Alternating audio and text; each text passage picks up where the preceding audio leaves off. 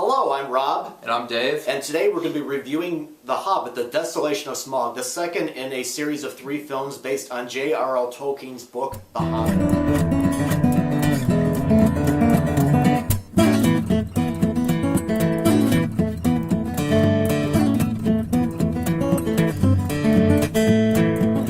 The story is about a hobbit named Bilbo Baggins who leaves his home in the Shire to go on a quest with Gandalf the Grey, played by Ian McKellen, and 13 dwarves whose leader is Thorin, played by Richard Armitage. Now, up to this point, they're trying to get to Lonely Mountain, which used to be the stronghold of the dwarves. It used to be the kingdom that Thorin is from, and because the dragon Smaug has taken it over, they want to reclaim their mountain home. They also want to get rid of Smaug the dragon in order to get their gold back. And so, in order to do this, they have to go through a dark forest. They have to fight different enemies, including orcs, and of course, they have to sneak in without waking the dragon.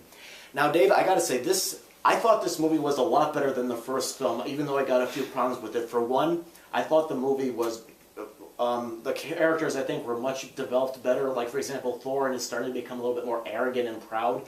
And one of the criticisms I had with the first Hobbit movie, An Unexpected Journey, was the subplots that were added into the movie that aren't in the book. The problem I had with the first one was that I felt like it stopped every time we got a new sequence that wasn't in the book. It stopped the story cold. Yeah. Here, I think they're integrated into the story much better. Like, for example, you get Gandalf off on his own little mission at one point. There's some extra stuff with the wood elves, including Legolas, played by Orlando Bloom, and a female elf, I believe her name is Toro, played by Angelina Lilly.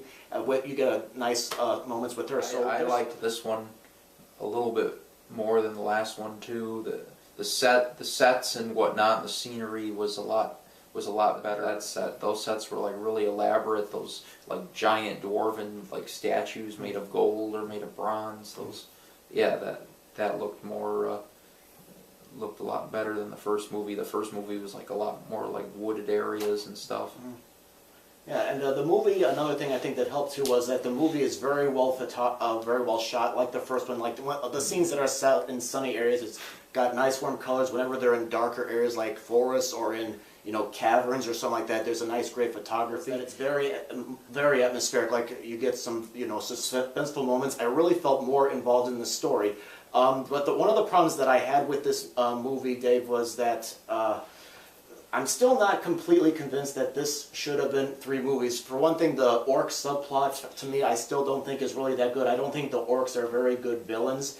And on top of that, the biggest letdown for me was the end of the movie. There's a lot of non-stop action scenes happening almost back-to-back, where after a while I just got really tired of it. I was just waiting for the movie to end because I felt like it kept going on and on and on. And it felt kind of, repetitive and very overwrought. I mean, and especially after the first, the beginning and middle of the movie and towards the end was very terrific. But then when we got to the ending and with all that non-stop action, I was just getting really, really tired of it. Yeah, I don't like how he's basically made it so that the orcs are like the main villain in this, because that's not really how it was in the book. I mean, they are kind of like the top villain that they fight the most, but I mean it kind of takes away from like the other stuff. Plus, I mean the real big main villain is the dragon, of course, in the Hobbit. The orcs more or less and goblins are more or less like the main villain in the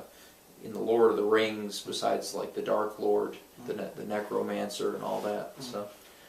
Yeah, because I'm not really convinced really that one thing even though it wasn't as bad as the first one, I really didn't care. I'm not really digging these Lord of the Rings prequel references we keep getting, because The Hobbit as a book came first. I know books and movies are like 2 completely different media, and you have to try whatever works on the page may not work on the screen. But after a while, I'm like, do we really need all these Lord of the Rings references? I would rather have had just a straight adaptation. Yeah, I think what Peter Jackson's trying to do is he's trying to make it so that you can watch these first and then watch the Lord of the Rings movies that came out a few years ago like second. It's almost like Star Wars kind of. These are the sequels, and then that's like the stuff that happened later. He filmed them out of order, just like with like Star Wars, but it's basically so that it'll make he figures it'll like make more sense, especially for people that have never ever read the books and just jumped right into the movies. But yeah, the problem is he's well, this is like one of the first. This is an example of like a movie that's actually going completely by the book. Most movies they leave a lot out that was in the book and whatnot. The book has more, but this is like he's trying to make it so you don't even have to read the books. You can just watch the movies and you won't miss anything, basically. Perhaps. I mean, like I said, some of these new things aren't bad in this one. Like I said, the Gandalf, when he's off on his own little mission, he does leave the... I mean, even you said in the book, he comes and goes, and he doesn't always say where he's going or what he's doing. Here you kind of get an explanation. And I thought that sequence was one of the most wonderfully shot, very suspenseful, one of the scariest sequences in this movie. Now, that's one of the ones where I think it actually kind of helped the story out, because he did say he's going to go leave because something came up. But, I mean, the stuff with the orcs and the stuff that happened near the end of the movie, it just... I felt like it wasn't necessary. Yeah. But, you know, I'm still going to recommend this movie because I do believe it's much better than the first one. Yeah. I think the story's better. I think the characters are much better. And, you know, again, most of the new stuff doesn't really feel like it's forced in. So I'm still going to recommend it. I still think the ending wasn't good, though, but, you know, I'm still going to recommend it. Yeah, I mean, when Gandalf goes away, the places he's going is actually setting the tone for the Lord of the Rings movies, basically, because he's taking care of the secret business and whatnot that needs to be to lead into the next 3 movies. It's just, yeah, I'm going to recommend it pretty much because I like this one better, too, and because it's basically all one movie, even though it's cut into 3 parts. So if you don't watch all 3 of them, it won't make any sense anyway. So yeah, being that it's all one movie, even though it's broken into 3 parts because it's so long, that yeah, I feel I have to recommend all 3 of them. So okay.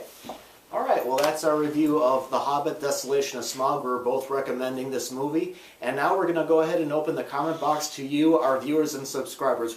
If you've seen this movie, what did you think? Is it better than the first film? Do you agree that some of this new stuff may not be necessary?